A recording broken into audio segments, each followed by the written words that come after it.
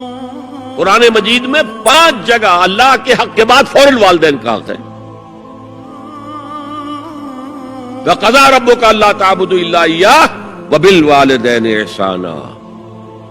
تیرے رب نے فیصلہ کر دیا ہے کہ اس کے سوا کسی کی بندگی نہیں کرو گے اور والدین کے ساتھ نیک سلوک کرو گے. اللہ کے حکم کے بعد، اللہ کے حق کے بعد والدین کا حق ہے.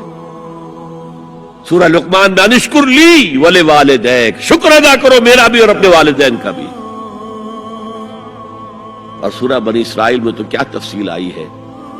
اما یبلغن عندک الکبر احدہما او کلاہما فلا تقل لہما اف ولا تنہرہما وقل لہما قولا کریما واخفض لہما جناح الذل من الرحمۃ وقل رب ارحمہما کما ربیانی صغیرا. اگر تمہارے والدین میں سے ایک یا دونوں تمہارے پاس بڑھاپے کی عمر کو پہنچ ہی جائے،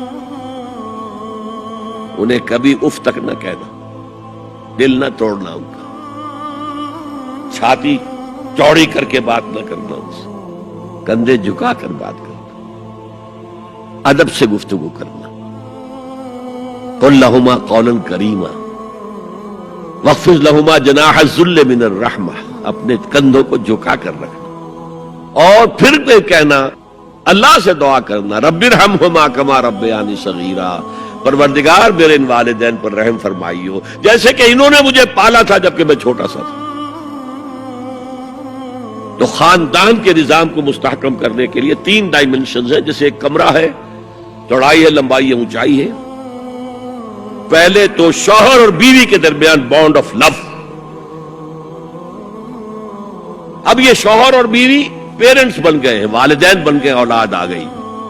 سیکنڈ ڈائمنشن ایڈ ہو گئی، ادب، عزت. اور بہن بھائی ہے، اخوت، جس کو کہ وہ کہہ رہا ہے جی ویلز بھی، فریٹرنٹی. خاندان کا ادارہ مستحکم. یہاں ایک نقطہ اور بیان کر دوں. لیگل لیول پر بیوی کے حقوق کم ہیں، شوہر کے زیادہ ہیں. الرجال قوامون علی النساء، سیدھی سیدھی بات ہے اور ہمیں ڈٹ کر کہنا چاہیے. اس سے زیادہ معقول بات کوئی نہیں ہے. کسی ادارے کے 2 سربراہ برابر کے اختیارات والے نہیں ہو سکتے. لیکن اخلاقی طور پر جو ماں کا حصہ ہے، باپ کا حصہ اس سے 1/3 ہے. قرآن مجید میں آیا ہے نا، حملتہ امہ وہنا علی وہن وفصالہ فی عامین ان اشکر لی ولوالدیک. اسے اٹھائے رکھا اس کی ماں نے